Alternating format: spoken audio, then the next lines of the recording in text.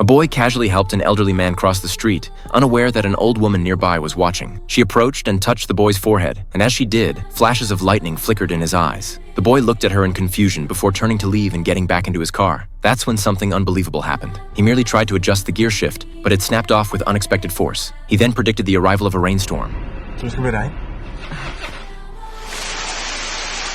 Yet the strange occurrences didn't end there. When his classmate's car wheel was damaged, he was able to straighten it with his bare hands. His severe nearsightedness of 800 degrees had miraculously corrected itself. Despite these bizarre incidents, Jack didn't think much of them. He went to the supermarket with Mary as usual, where they encountered the old woman who had touched his forehead. She initiated a conversation, telling Jack that the mountains were dangerous but also needed him urgently. This left Jack puzzled, but it didn't stop him from going to Mary's house for dinner. At the dinner table, Mary invited Jack to go see the glacier in the mountains on the weekend, suggesting they could paraglide back down. Looking at the enthusiastic and lively Mary, Jack happily agreed, completely forgetting the old woman's warning from earlier. When the weekend came, the two headed to the mountains as planned. However, while crossing a bridge, they noticed a warning sign. They realized it had been posted by the wealthy U2 family, who owned most of the surrounding mountain areas. But the pair weren't about to give up. Jack easily leaped over the warning sign, leading the way. Just then, something unfortunate happened. Jack received a text saying his mother had been in an accident, forcing him to head back immediately. Mary offered to return with him, but Jack declined, not wanting to ruin her plans. So they went their separate ways. When Jack arrived home, he found his mother perfectly healthy with nothing wrong. The text had been a prank from his younger brother.